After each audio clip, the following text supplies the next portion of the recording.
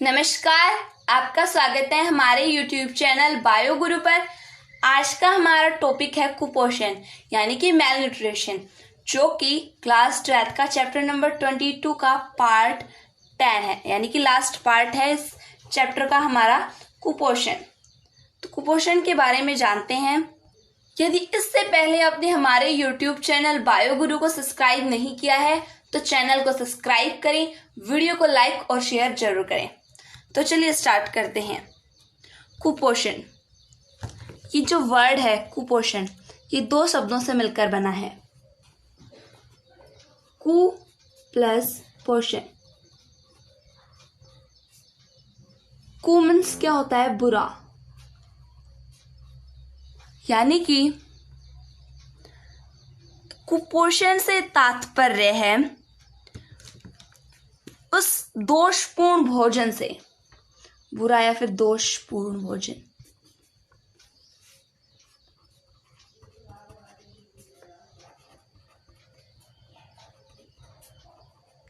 किससे तात्पर्य है? दोषपूर्ण भोजन से, जिसके सेवन से यानी जिसे हम ग्रहण करते हैं उससे, या ऐसे आहार से जिसमें सभी पोषक तत्व उचित मात्रा में नहीं हो और इसकी वजह से व्यक्ति क्या हो जाए? रोगग्रस्त हो जाए। इस भोजन की वजह से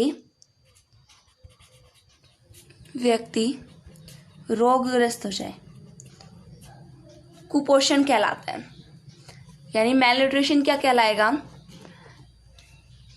कुपोषण, कु प्लस पोषण, यानी कि ऐसा दोषपूर्ण भोजन जिसमें सभी पोषक तत्व उचित मात्रा में नहीं होते हैं और जिसका सेवन करने से या जिसे आहार के रूप में उपयोग में लेने से व्यक्ति रोगग्रस्त हो जाए, उसे हम कहते हैं कुपोषण। कुपोषण को 4 भागों में बांटा गया है।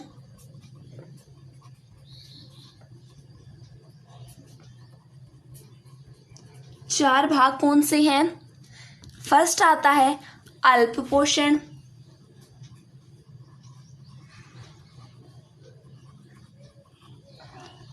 अल्प पोषण, देखिए नाम में ही सबके डेफिनेशन है। अल्प, अल्प मीन्स क्या होता है? कम, प्लस पोषण, यानी कि लंबे समय तक यदि हमें ऐसा भोजन दिया जाए जिसमें पोषक तत्व, पोषण यानी कि पोषक तत्व, ऐसा भोजन जिसमें पोषक तत्व कम मात्रा में उपस्थित हो, यदि जब हमें लंबे समय तक भोजन की उपलब्धता अपर्याप्त मात्रा में हो, उसे हम कहेंगे अल्प पोषण। यानी कि भोजन ही हमें कम उपलब्ध हो, पोषक तत्व किस में होंगे? भोजन में, और भोजन हमें कम समय तक मिलेगा, उसे हम कहेंगे अल्प पोषण। सेकंड आता है अति पोषण।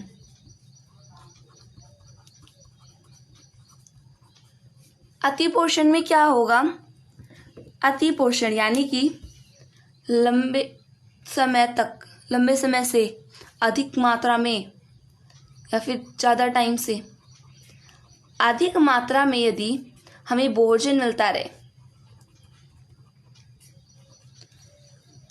जब हमें लंबे समय तक अधिक मात्रा में भोजन मिलता जाएगा और हम उसे उपयोग में लेते जाएंगे तो उसे हम कहेंगे अति पोषण। नंबर थर्ड आता है असंतुलित।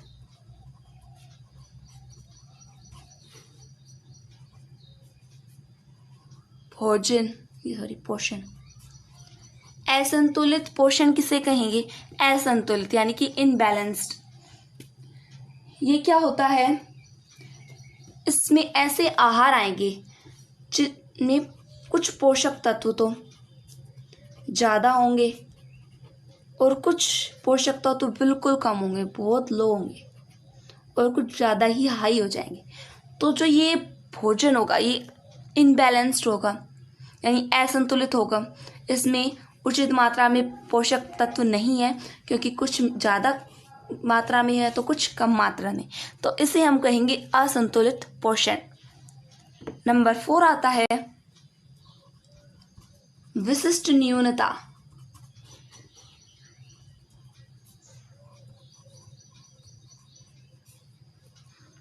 विशिष्ट न्यूनता किसे कहेंगे? जब भोजन में कोई पोषक तत्व यानी कोई विशिष्ट पोषक तत्व या तो कम हो, बहुत कम, या उपस्थिति ना हो, तो ऐसे इस तरह से अनुपस्थित विशिष्ट पोषक तत्व जो या तो हो ही ना या फिर बहुत कम हो, उसे हम कहेंगे विशिष्ट न्यूनता। तो ये हमने कुपोषण के 4 भागों के बारे में पढ़ लिया है, कुपोषण की परिभाषा पढ़ ली है। मैं आपको एक बात बता दूं कि कुपोषण से आपको पता है व्यक्ति रोगग्रस्त हो जाएगा और हमारे पूरे वर्ल्ड में, विश्व में लगभग 30 करोड़ व्यक्ति मैल न्यूट्रिशन यानी कुपोषण का शिकार है।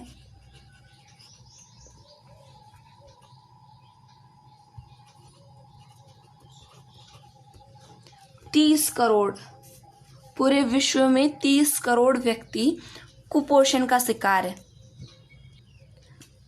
WHO ने यानी वर्ल्ड हेल्थ ऑर्गेनाइजेशन ने, विश्व स्वास्थ्य संगठन ने बताया कि जो कुपोषण होता है वो बच्चों के मानसिक और शारीरिक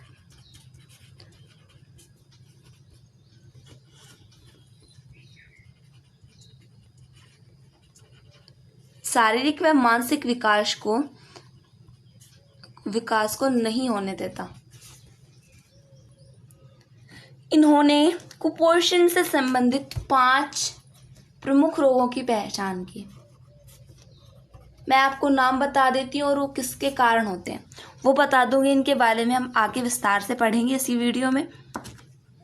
तो फर्स्ट आता है क्वाशियोरकोर। क्या नाम है? क्वाशियोरकोर।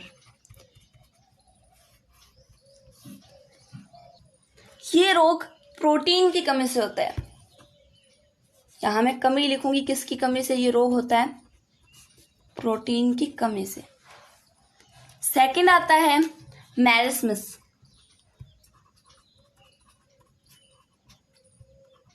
मैरिस्मस इसे हम सूखा रोग भी कहते हैं।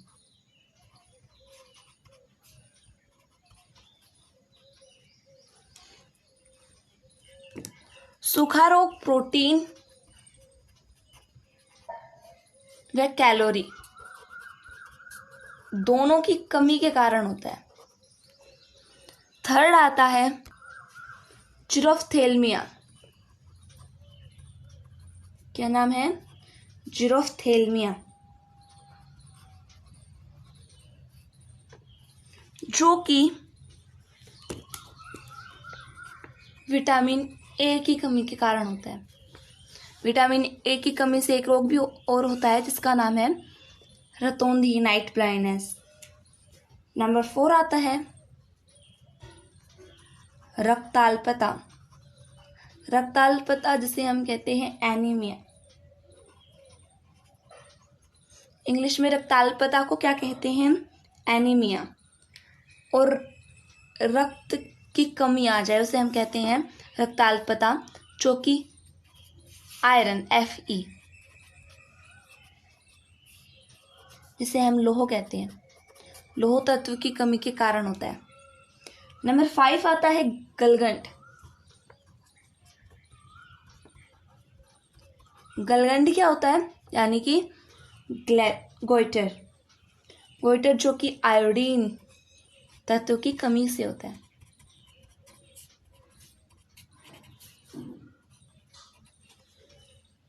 यहाँ हमने 5 रोगों के बारे में पढ़ लिया है। अब हम कार्बोहाइड्रेट, प्रोटीन, वसा, विटामिन की कमी से होने वाले रोग पढ़ेंगे। तो इसमें फर्स्ट हमारा आता है PEM। PEM किसे कहते हैं? प्रोटीन ऊर्जा न्यूनता। यानी कि प्रोटीन एनर्जी मेल न्यूट्रिशन। इस प्रोटीन ऊर्जा की कमी से कौन कौन से रोग होते हैं ये देखेंगे। प्रोटीन की कमी से 1 से 5 साल तक के बच्चों में रोग होते हैं। तो पहला इसमें आता है हमारा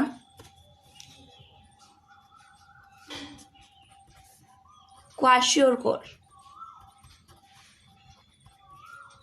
यहाँ अब हम इसे विस्तार से देखेंगे कि क्वाशियोरकोर से क्या क्या लक्षण उत्पन्न होते हैं, कहाँ ये रोग सबसे ज़्यादा होता है और क्यों होता है।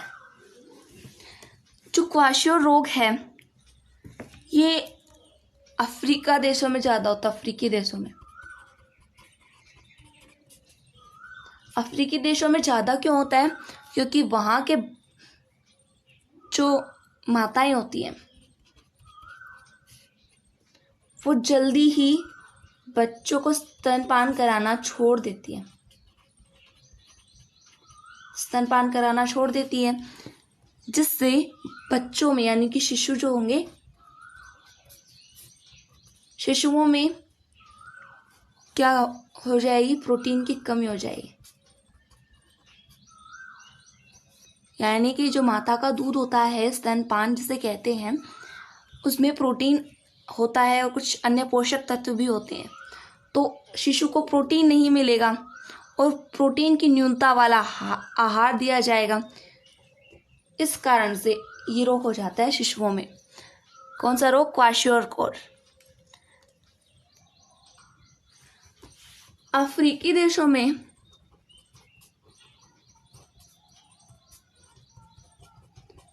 भोजन में सबसे ज्यादा पता है क्या ग्रहण किया जाता है? मक्का। और इस मक्के में सबसे इम्पोर्टेंट एमिनो एसिड, ए मतलब एमिनो एसिड, क्या नाम है उस एमिनो एसिड का? ट्रिप्टोफैन की अनुपस्थित होता है, जिसके कारण शरीर में प्रोटीन की कमी आ जाती है और क्वाशियोर रोग हो जाता है। जो क्वाशियोर रोग है, क्वाशियोरकोर, ये अधिक मात्रा में प्रोटीन की कमी से होता है।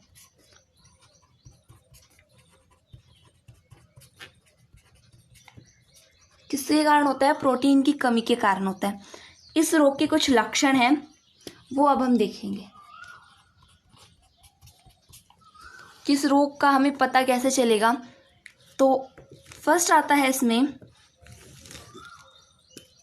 सबसे पहले उस बच्चे का वजन कम हो जाएगा, वो चिड़चिड़ापन बिहेव करेगा, इसका किसी भी चीज में मन नहीं लगेगा, यानी कि अरुचि हो जाएगी उसे। और जो उसकी त्वचा है वो काली खुरदरी होकर फटने लग जाएगी।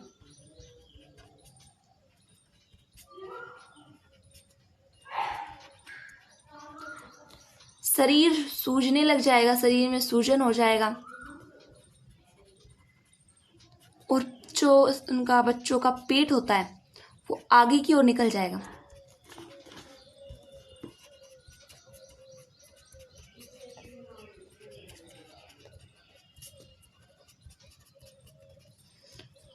और बच्चों के जो बाल हैं, जिनकी क्वाशियोर रोग होगा, क्वाशियोरकोर, उनके बाल पतली हो जाएंगे, झड़ने लग जाएंगे, यानी कम हो गए, सफ़ेद या फिर लाल हो सकते हैं।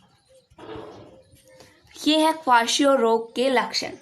किसके कारण होता है, कहाँ होता है और कहाँ होता है? अफ्रीकी देशों में। और वहाँ क्यों होता है? क्योंकि इसकी 2 कारण बताए हैं। एक तो माताएं जल्दी ही अपने बच्चों को स्तनपान कराना छोड़ देती हैं, और दूसरा है जो मक्का, उनका प्रमुख आहार होता है मक्का, जिसमें एक प्रमुख यानी कि आवश्यक एमिनो एसिड, एमिनो अम्ल ट्रिप्टोफैन नहीं होता है। इसके कारण उनके शरीर में प्रोटीन की कमी आ जाती है और प्रोटीन की कमी से उनके शिशुओं में क्वाशियोर रोग हो जाता है। सेकंड हमारा आता है मैरस्मस, जिसे हमने सूखा रोग भी कहा था।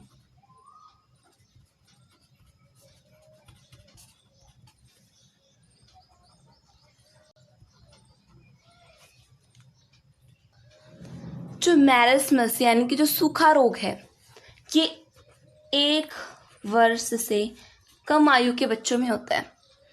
और ये क्यों होता है, किसकी कमी के कारण होता है? ये रोग प्रोटीन और कैलोरी की कमी के कारण होता है।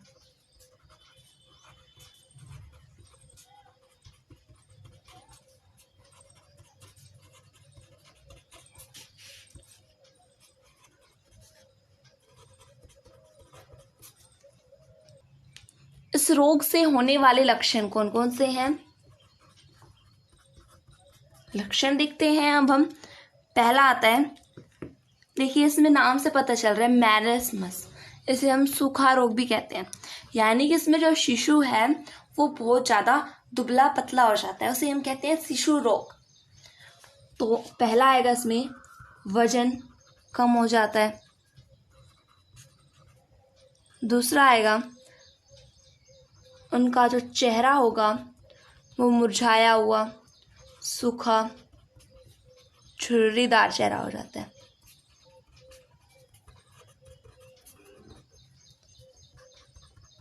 आंखें अंदर धंस जाती हैं, धंसी हुई होती हैं।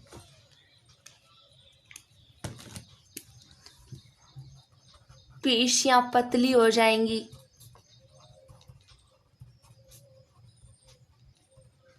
हाथ और पैर, इनकी जो भुजाएं हैं वो पतली हो जाएंगी और जो पसलियां हैं वो बाहर से दिखाई देने लग जाएंगी। हमने देखा था क्वार्शियोर रोग में कि वहाँ पे जो बच्चा है उसका पेट फूल जाता है। यहाँ पे मैरस्मस यानी सूखा रोग, इसमें बच्चे का पेट नहीं फूलता। याद रखना, इसमें बच्चे का पेट नहीं फूलता है।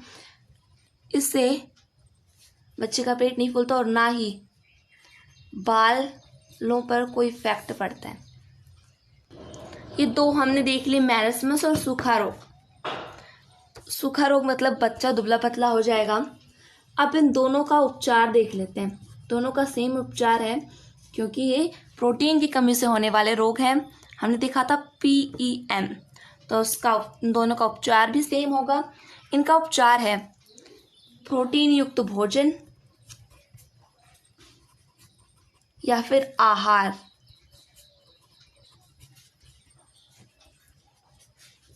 ग्रहण करने से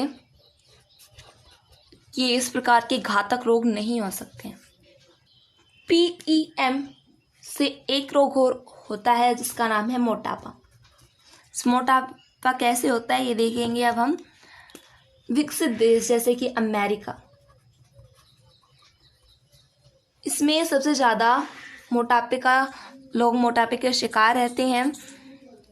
इसमें क्या होता है, अमेरिका में शरीर में जितनी हमें आवश्यक ऊर्जा की जरूरत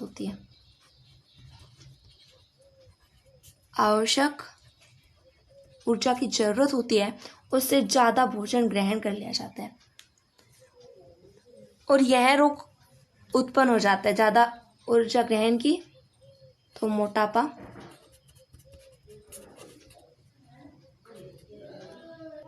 हो जाता है। जब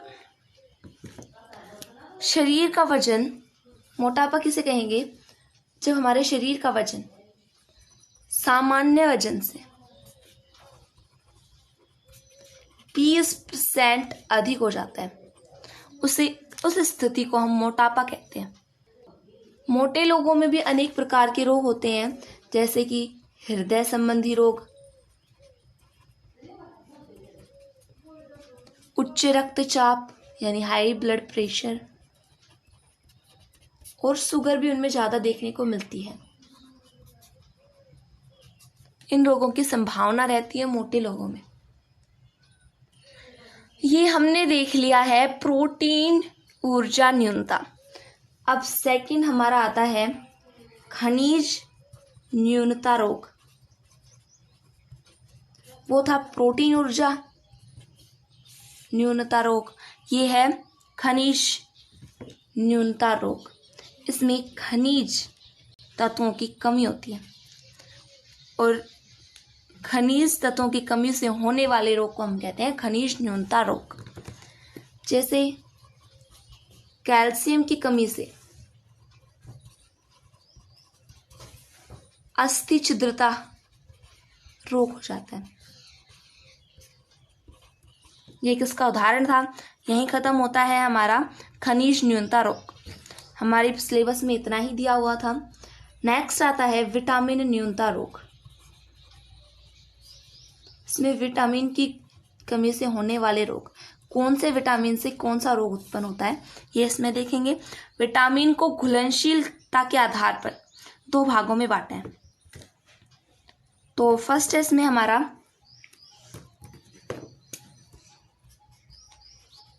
वसा में घुलनशील विटामिन, और दूसरा था, हम दूसरा आगे पढ़ेंगे, जल में घुलनशील विटामिन। पहले हम देख लेते हैं वसा में कौन कौन से विटामिन घुलते हैं। तो वो है ADE और जो जल होगा उसमें BHC विटामिन घुलते हैं। तो इसमें हम फर्स्ट पढ़ेंगे विटामिन A।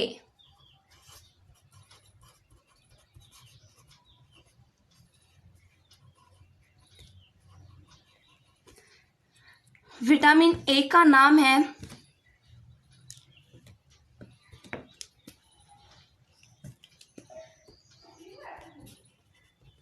रेटिनॉल।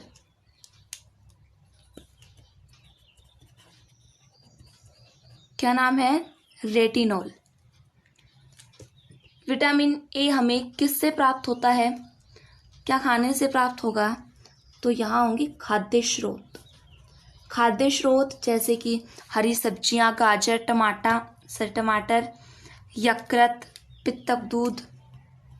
यहाँ यकृत और पित्तक दूध इम्पोर्टेंट है जो मैंने लिख दिए हैं, और गाजर, टमाटर, हरी सब्जियां सब में ही आता है। अब इसका कार्य क्या होता है विटामिन A का? इसका कार्य होता है दृष्टिवर्णक का निर्माण करना।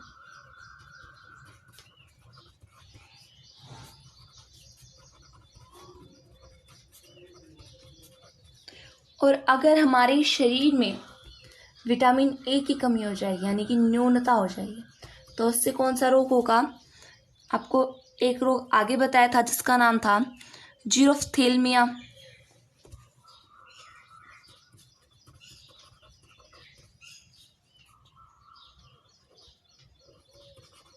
और दूसरा रोग जो सबसे ज़्यादा आपको पता है, नाइट ब्लाइंडनेस, यानी कि रतौंधी, जो कि रात में नहीं दिखाई देता। विटामिन A के बारे में पढ़ लिया है। सेकंड आता है विटामिन D।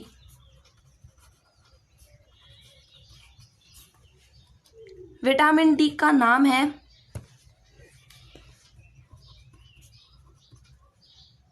कैल्सीफेरोल, और इसके खाद्य स्रोत, यानी कि क्या क्या खाने से हमें विटामिन D प्राप्त होगा?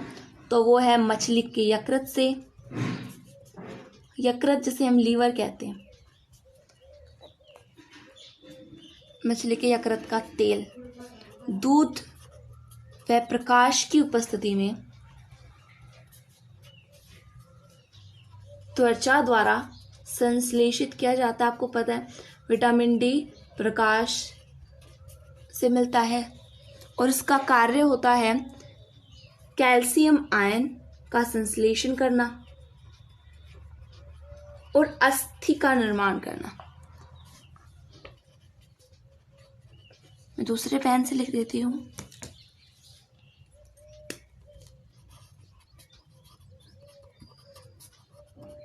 विटामिन D की कमी से होने वाले रोग का नाम है रिकेटस। अब नेक्स्ट आएगा विटामिन E।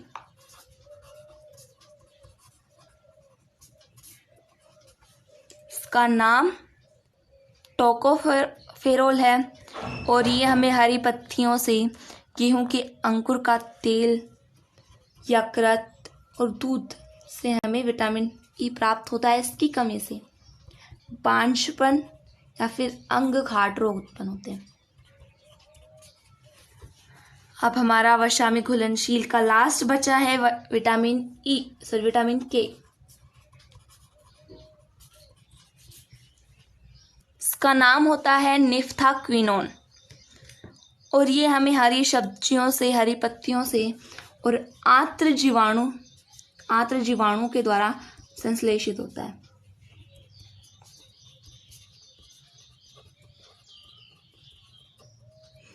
ये प्रोथ्रोम्बिन का निर्माण करता है और रुधिर का थक्का बनाने में सहायक है। रुधिर का थक्का कैसे? जैसे हमें चोट लग जाए तो विटामिन के ही है जो हमारे इस चोट पर से खून यानी जो ब्लड आता है उसे रोकता है। अगर विटामिन के की कमी हो जाएगी तो हमारे जो रुधिर होगा उसका स्राव निरंतर होता रहता है। रुधिर स्राव यानी कि रुधिर का थक्का नहीं बनता।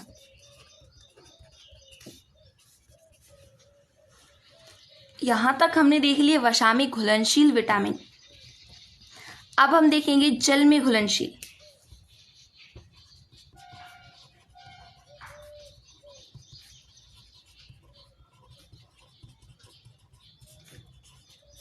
जल में घुलनशील विटामिन में कौन कौन से आएंगे? बी, एच और सी। यहाँ B1, B2, B3, B12, B9 सारे आएंगे। विटामिन B1 का नाम है थायमिन और इससे हमें यकृत, यीस्ट, साबुत अन्न, फल, दूध से प्राप्त होता है। इसका कार्य है सह एंजाइम यानी कि कोएंजाइम TPP का निर्माण। CO यानी कोएंजाइम यानी कि सह एंजाइम का निर्माण करने में, और इसकी कमी से बेरी रोग होता है। बेरी ये याद रखना कि बेरी जो है वो B1 की कमी से होता है। अब नेक्स्ट आता है हमारा विटामिन B2।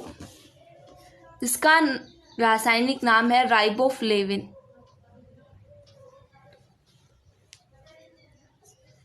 और ये हमें दूध, यकृत, पित्तक, यीस्ट से प्राप्त होता है। इसका कार्य है वृद्धि करना और FAD के भाग का निर्माण करना, और इसकी कमी से रोग होता है फिलोसिस। जैसे फिलोसिस क्या होता है? मुंह के किनारे फटना। मुंह के किनारे फटना क्या कहलाता है? फिलोसिस, फटना। और विटामिन B3 है। इसका खाद्य स्रोत है साबुत अन्न, यकृत, यीस्ट। इसका कार्य है NAD व NADP का भाग यानी कि इसके भागों का निर्माण करना। इसकी कमी से होता है प्लेग्रा रोग। नेक्स्ट आता है B12। किसकी कमी से रोग होता है? सॉरी, इसका रासायनिक नाम है साइनोब्लोनिन। साइनोब्लोनिन सबसे इम्पोर्टेंट इसमें याद होता है करना, इसका नाम, इसका कार्य और इसका रोग। इसलिए हमें दूध, यकृत, आंत्र जीवाणुओं के द्वारा उत्पादित होता है B12। ये क्या काम करता है? RBC को परिपक्व बनाता है, मैच्योर बनाता है। इसकी कमी से पर्नीसियस एनीमिया रोग होता है। नेक्स्ट आता है B9। इसका नाम है जटिल फोलिक एसिड। ये यकृत, यीस्ट, हरी सब्जियों से हमें प्राप्त होता है। इसका कार्य होता है RBC का निर्माण करना। B9 का काम क्या है? निर्माण करना। और B12 का काम क्या है? RBC का परिपक्व करना। देखिए, पहले B9 आता है, 9 आता है, फिर 12 आता है। तो 9 क्या करेगा? पहले RBC बनाएगी है और फिर बाद में इसे परिपक्व करेगा। तो इस तरीके से हम इसे याद रख सकते हैं। इसकी कमी से मेट्रोसाइटिक एनीमिया रोग होता है। क्या रोग? कौन सा रोग होता है? मेट्रोसाइटिक एनीमिया। विटामिन C है। इसका जो रासायनिक नाम है वो है एस्कार्बिक अम्ल। ये हमें नींबू वंश के फल यानी कि C, इसमें C आ रहा है। C जिसे खाने से हम C करते हैं, जैसे आंवला, टमाटर से नहीं करते। नींबू कितना खट्टा होता है, खट्टी चीजों में होता है C, एस्कार्बिक अम्ल।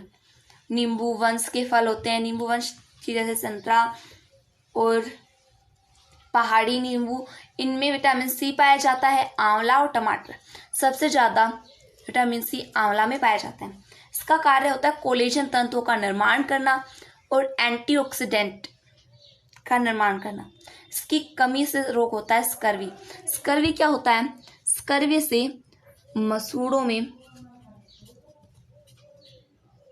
मसूड़ों से रक्त बहता है, ये होता है स्कर्वी रोग। नेक्स्ट यानी कि लास्ट हमारा थायोटीन यानी कि विटामिन एच। इसके खाद्य स्रोत हैं दूध, यकृत, पित्तक, यीस्ट। और ये क्या कार्य करता है? वशीय अम्ल का उत्पादन और उपापचय में यानी मेटाबॉलिज्म। इससे कौन सा रोग होता है? इससे रोग होता है स्पेक्टिकल नेत्र और बालों का झड़ना। तो ये थे हमारे विटामिन, उनके नाम, खाद्य स्रोत, कार्य और न्यूनता रोग। आशा करती हूँ कि आपको अच्छे से समझ में आया होगा। धन्यवाद।